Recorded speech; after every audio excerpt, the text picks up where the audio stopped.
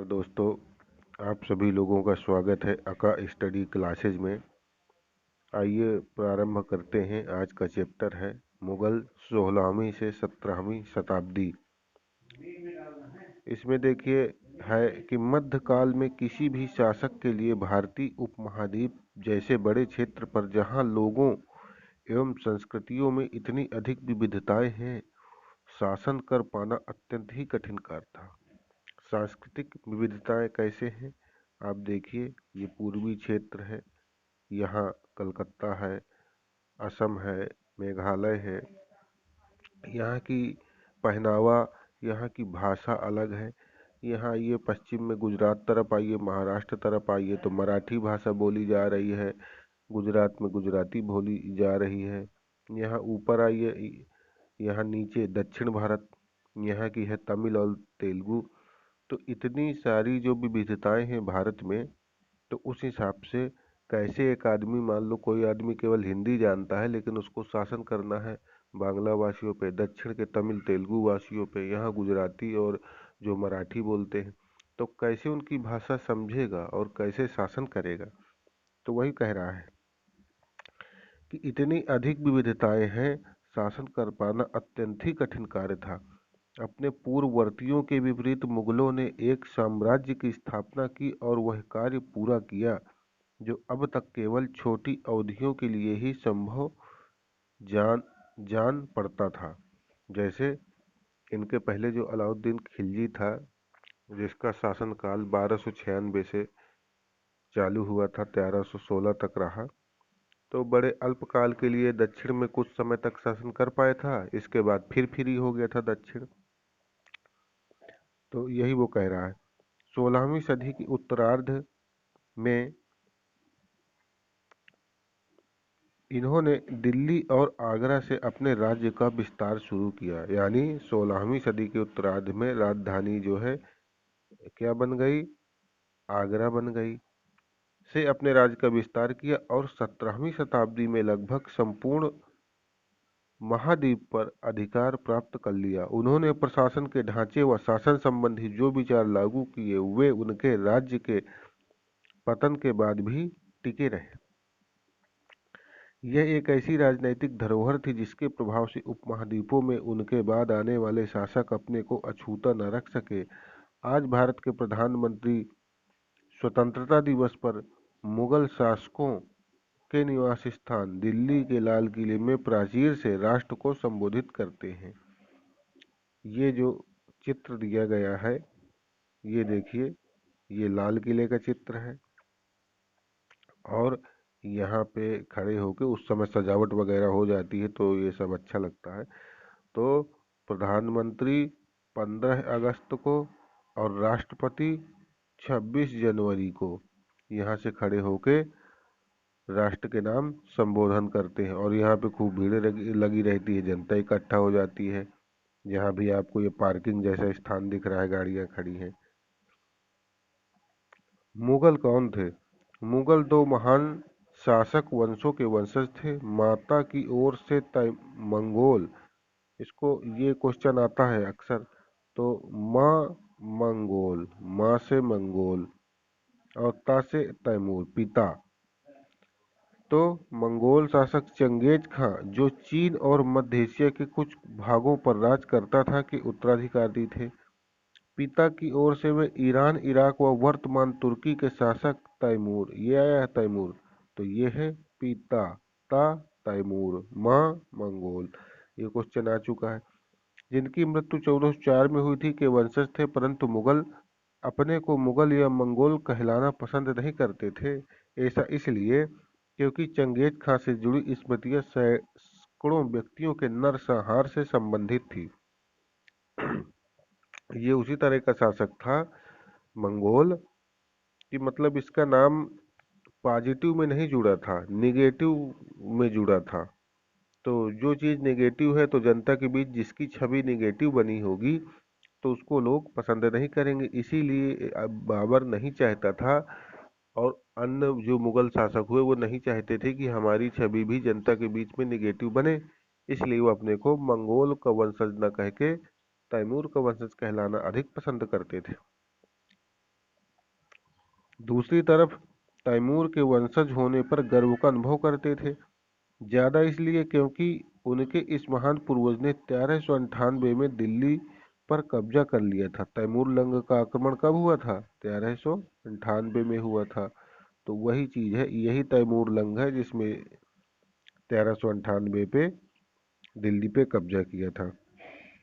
उन्होंने अपनी वंशावली का प्रदर्शन चित्र बनवाकर किया।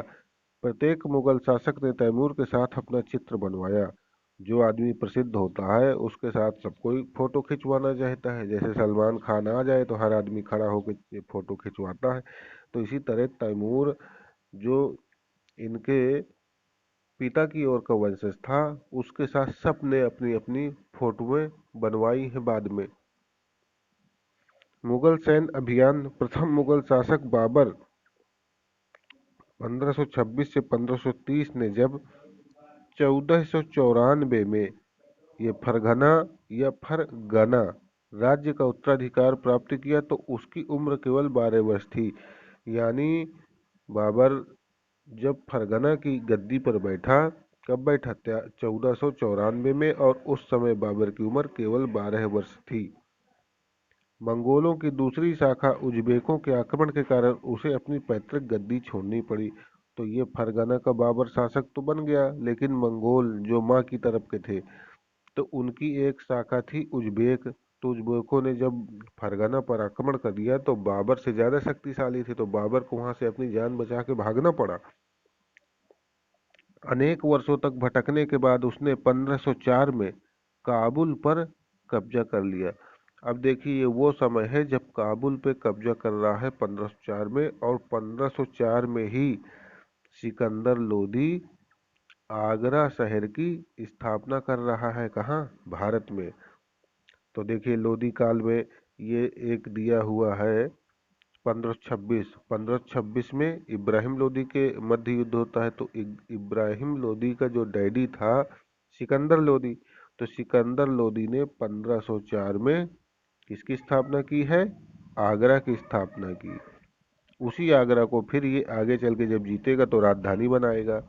कौन? बाबर। 1526 में दिल्ली के सुल्तान इब्राहिम लोदी को पानीपत में हराया और दिल्ली और आगरा को अपने कब्जे में कर लिया।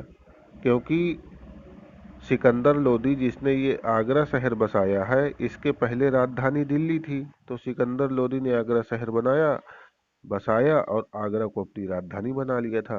तो आगरा दिल्ली की दूरी कोई ज्यादा नहीं है, इसलिए जो आगरा पे कब्जा करेगा वो दिल्ली पे करेगा, जो दिल्ली पे करेगा वो आगरा पे करेगा। 16वीं शताब्दी के युद्धों में तोप और गोलाबारी का पहली बार इस्तेमाल हुआ। बाबर ने इनका पानीपत की पहली लड़ाई में प्रभावी ढंग से प्रयोग किया है। हालांकि इसके पहले बहमनी बहमनी साम्राज्य और विजयनगर विजयनगर साम्राज्य में जो युद्ध हुआ है उसमें भी पहली बार तोपों का प्रयोग हो चुका है।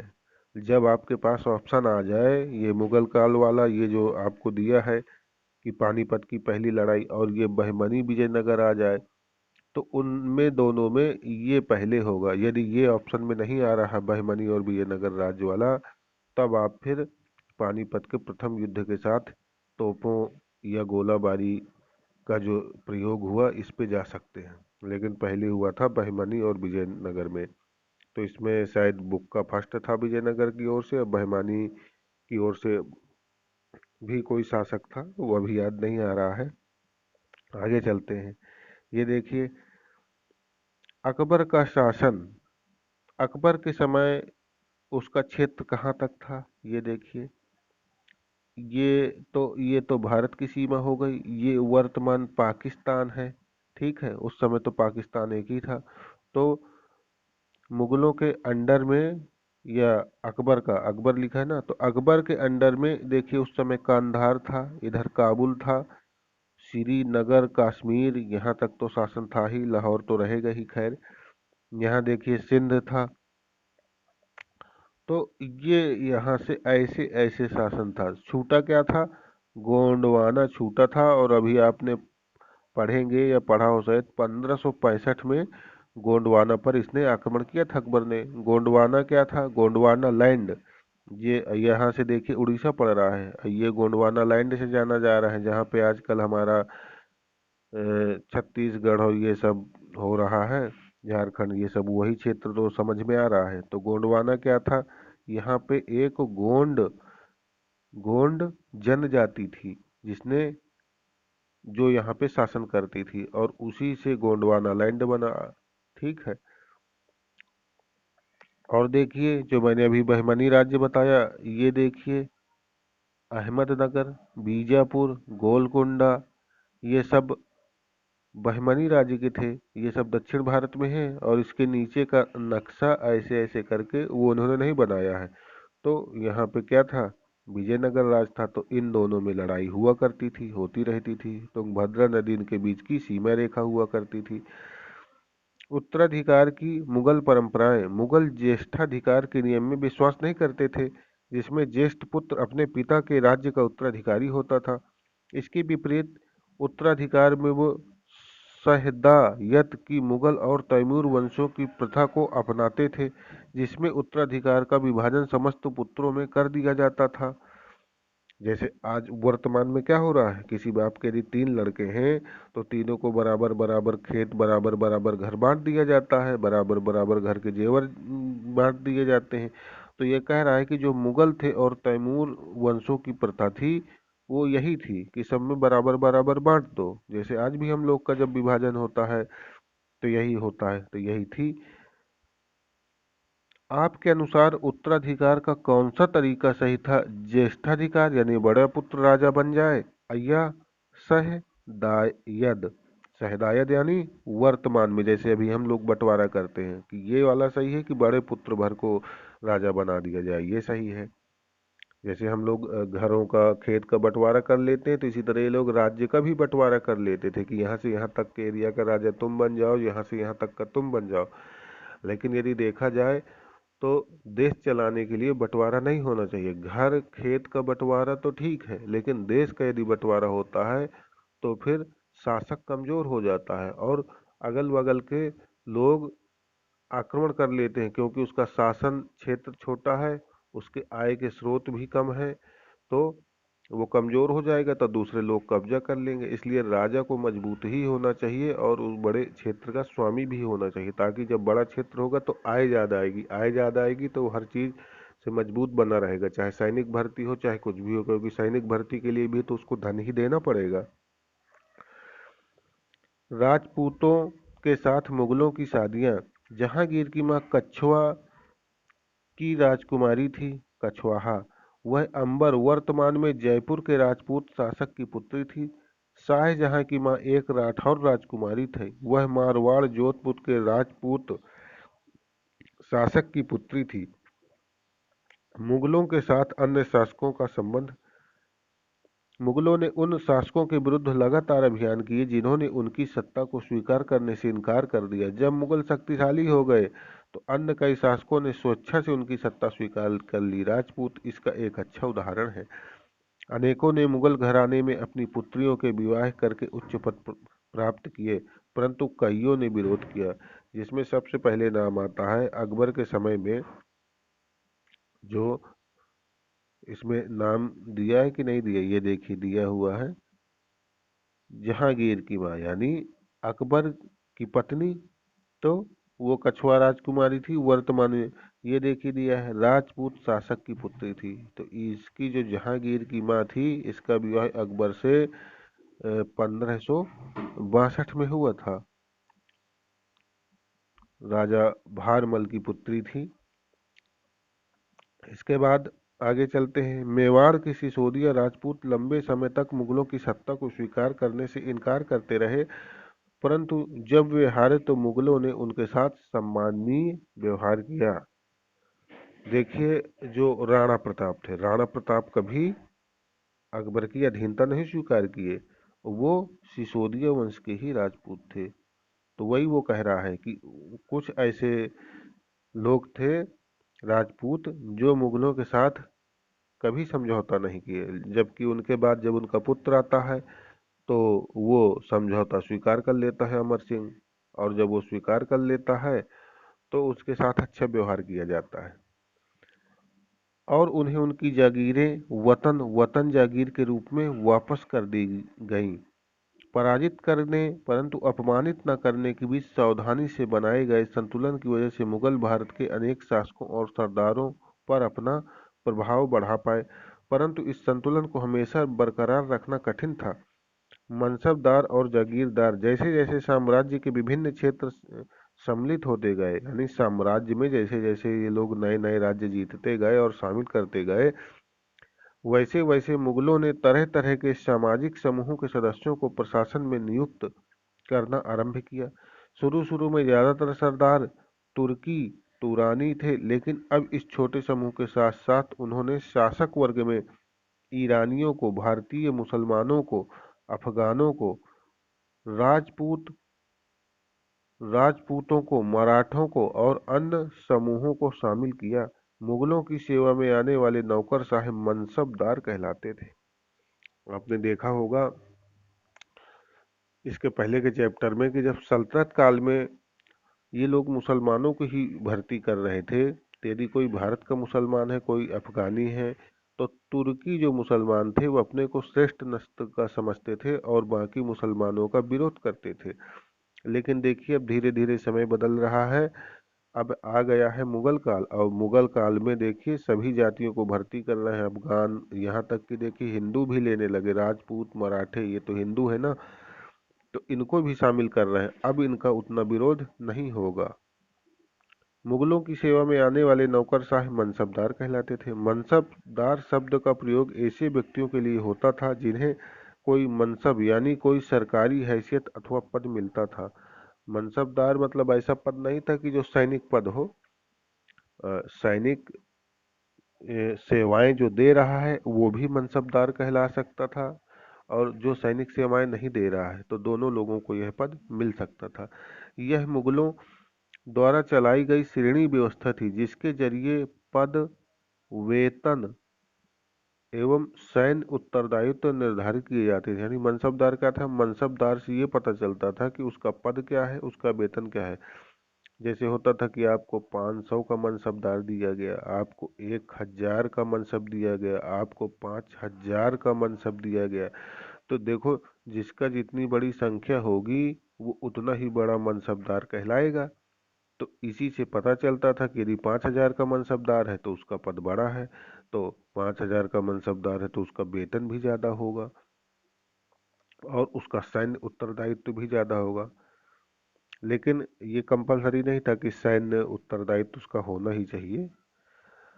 पद और वेतन का निर्धारण जात की संख्या पर निर्भर करता था। जात की संख्या जितनी अधिक होती थी, दरबार में अभिजात की प्रतिष्ठा उतनी ही बढ़ जाती थी और उसका वेतन भी उतना ही अधिक होता था।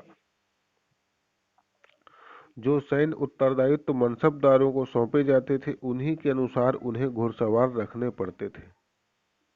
मनसबदार अपने सवारों को निरीक्षण के लिए लाते थे, वे अपने सैनिकों के घोड़ों को दगवाते थे एवं सैनिकों का पंजीकरण करवाते थे। इन कार्यवाहियों के बाद ही उन्हें सैनिकों को वेतन देने के लिए धन मिलता था। यानी एक होता है जात, एक होता है घुड़सवार। जात यानी घोड़ों की संख्या और घुड़सवार यानी उसमें बैठने वाले, तो उन्हीं के अनुसार इनको बता रहा है कि वेतन मिलता था जात के अनुसार। यानी आपके पास कितने घोड़े उपलब्ध हैं, और सवार यानी उनमें सवार होने वाले, जो सवार होंगे बैठ जाएंगे, तो बैठेंगे कौन, सैनिक। मनसबदार अपना वेतन राजस्व एकत्रित करने वाली भूमि के रूप में पाते थे। यानी आपको दे दी गई कि इस भूमि के मालिक आप हैं, यहाँ का राजस्व आप इकट्ठा करिए और उससे क्या करिए, जो आपके सैनिक है जितने का आपको मनसब मिला है, मान लो 5000 का मनसब मिला है, तो 5000 जो घोड़े वगैरह हैं उनका रख रखाव और अपने शासन का, साज सज्जा का, ये सारी चीजें, तो उससे आप अपना काम चलाइए। जिन्हें जागीर कहते थे, जो तकरीबन एकताओं के समान थी, परंतु मनसबदार मुक्तियों से भिन्न अपने जागीरों पर नहीं रहते थे और न ही उन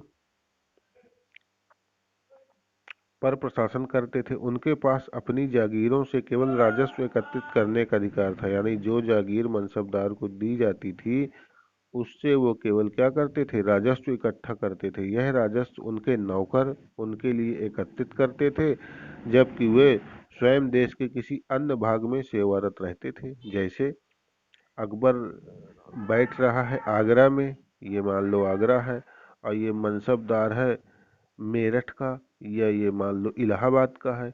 तो मनसबदार या इलाहाबाद में इसको 5,000 का मनसब दिया गया।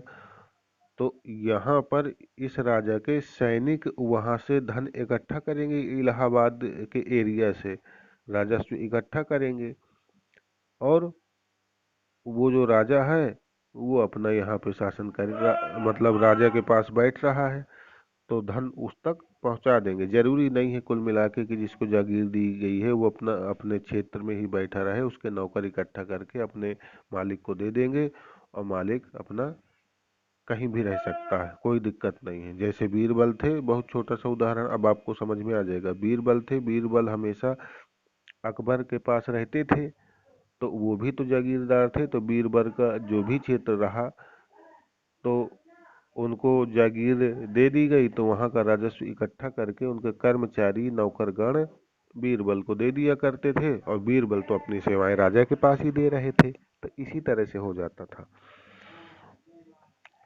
अकबर के शासनकाल में इन जागीरों का सावधानी पूर्वक आकलन किया जाता था ताकि इनका राजस्व मनसबदार के वेतन के तकरीबन बराबर रहे। औरंगजेब के शासनकाल तक पहुंचते पहुंचते स्थिति बदल गई। अब प्राप्त राजस्व मनसबदार के वेतन से बहुत कम था। मनसबदारों की संख्या में भी अत्यधिक वृद्धि हुई, जिसके कारण उन्हें जागीर मिलने से पहले एक लंबा इंतजार करना पड़ा था। इन सभी कारणों से जागीरों की संख्या में कमी हो गई। फलस्वरूप कई जागीरदार जागीर रहने पर यह कोशिश करते थे कि वे जितना राजस्व वसूल कर सके। कल ने अपने शासनकाल के अंतिम वर्षों में औरंगजेब इन परिवर्तनों पर नियंत्रण नहीं रख पाया। इस कारण किसानों को अत्यधिक मुसीबत का सामना करना पड़ा। जब्त और जमींदार मुगलों की आमदनी का प्रमुख साधन किसानों की उपज से मिलने वाला राजस्व था। अधिकतर स्थानों पर किसान ग्रामीण कुलीनों यानी कि मुखिया या स्थानीय सरदारों के माध्यम से राजस्व देते थे।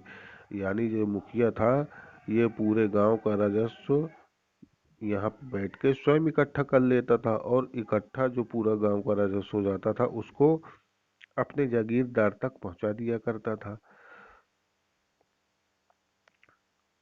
समस्त मध्यस्थों के लिए, चाहे वो स्थानीय ग्राम के मुखिया हो या फिर शक्तिशाली सरदार हो, मुगल एक ही शब्द जमींदार का प्रयोग करते थे। अकबर के राजस्व मंत्री टोडरमल ने 10 साल 70 से 80 1570 से 80 ये 10 साल हुए की कालावधि के लिए कृषि की पैदावार, कीमत और कृषि भूमि का सावधानी पूर्वक सर्वेक्षण किया। यानी जो टोडरमल था इसने 10 साल में कितनी पैदावार हो, 10 सालों का विवरण लिया कि हर साल कितनी पैदावार है, और 10 सालों की कीमतों का और 10 सालों की कृषि भूमि का सर्वेक्षण किया। और इन आंकड़ों के आधार पर कि यानी 10 साल में कैसे कैसे क्या क्या हुआ है, इन आंकड़ों के आधार पर उसने जो है प्रत्येक फसल पर नकद के रूप में कर राजस्व निश्चित कर दिया। प्रत्येक सूबे प्रांत को राजस्व मंडलों में बांटा गया और प्रत्येक की हर फसल के लिए राजस्व दर की अलग सूची बनाई गई। राजस्व प्राप्त करने की इस व्यवस्था को जब्त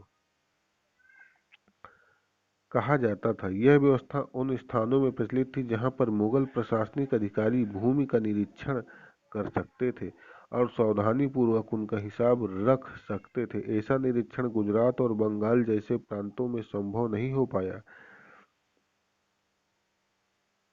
कुछ क्षेत्रों में जमींदार इतने शक्तिशाली थे कि मुगल प्रशासकों द्वारा शोषण किए जाने की स्थिति में वे विद्रोह कर सकते थे। कभी कभी एक ही जाति के जमींदार और किसान मुगल सत्ता के खिलाफ मिलकर विद्रोह कर देते थे। 17वीं शताब्दी के आखिर में ऐसे किसान विद्रोहों ने मुगल साम्राज्य के स्थायित्व को चुनौती दी। ये देखिए चित्र बना है, इसमें क्या दिखाया गया है। शाहजहां के राजकाल में एक लघु चित्र के ब्यौरे। यहाँ जहांगीर के समय के भ्रष्टाचार को दिखाया गया है। भ्रष्ट अफसर रिश्वत लेते हुए, एक कर अधिकारी गरीब किसान को सजा देते हुए। ये देखिए, ये एक अधिकारी है या सैनिक है। ये देखिए गरीब किसान को मार मार के जो है उचेले ले रहा है, कह रहा है देवकर्ण है, उचेल के तुम्हारा जो है सन कर दूंगा। और ये इसने वसूला है।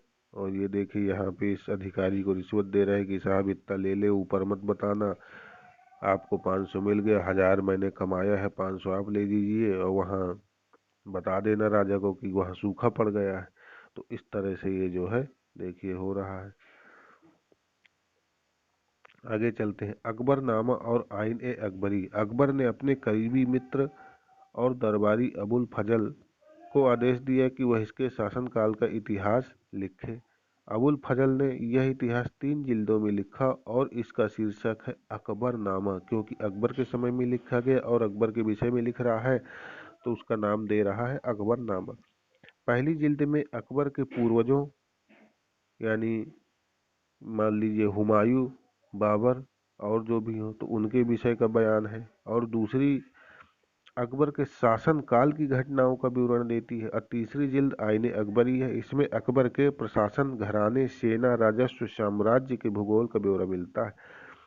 इसमें समकालीन भारत के लोगों की परंपराओं और संस्कृतियों का विस्तृत वर्णन है। आईने अकबरी का सबसे रोचक आयाम है विविध प्रकार की चीजों जैसे फसल, पैदावार, कीमत, मजदूरी और राजस्व का सांख्यिकी विवरण। ये इसलिए इम्पॉर्टेंट है क्योंकि इससे हमें उस समय फसल, उनका क्या रेट चलता था, उस समय की पैदावार कैसी थी, कीमतें क्या थी, ये सारी चीज़ों की जानकारी मिलती, इसलिए इसको इम्पॉर्टेंट बता रहे हैं।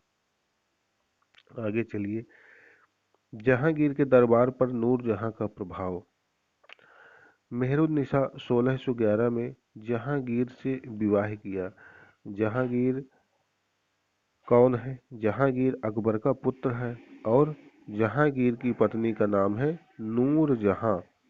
तो 1611 में मेहरुन्निसा या नूरजहां से विवाह कर रहा है। अब मेहरुन्निसा का विवाह पहले ही हो चुका था, तो जब उसका पति मर जाता है तो जहांगीर उससे दोबारा विवाह कर लेता है। किससे? मेहरुन्निसा से। मेहरुन्निसा का पति मर चुका था और उसे नूरजहां का खिताब मिला। नूरजहां हमेशा जहांगीर के प्रति अत्यधिक वफादार रही और उसको समय समय पर सहयोग देती रही। नूरजहां के सम्मान में जहांगीर ने चांदी के सिक्के जारी किए, जिनमें एक ओर स्वयं के खिताब उत्कीर्ण थे और दूसरी ओर यह वाक्य रानी बेगम नूरजहां के नाम से गढ़ा हुआ। बाईं ओर दिया गया दस्तावेज नूरजहां द्वारा जारी किया गया आदेश या फरमान है। चौकोर मोहर बताती है कि उदात्त और महान महारानी नूरजहां पातशाह बेगम का आदेश, यानी नूरजहां के नाम की अब क्या है, मोहर लगने लगी है। और क्या कह रहा है? गोल मोहर के अनुसार शाह जहांगीर के प्रताप से महारानी चंद्रमा जैसे वैभवशाली बन गई। हम कामना करते हैं कि नूरजहां पातशाह इस युग की सर्वोत्तम महिला बने। ऐसा उसमें लिखा रहता था मोहर में। अब ये देखिए, भाषा है फारसी, राजकीय भाषा उस समय मुगलों के समय में फारसी थी। तो ये आदेश है जो भी है, और ये उस समय की मुहर है। और राजकीय भाषा मुगलों की क्या थी? फारसी थी।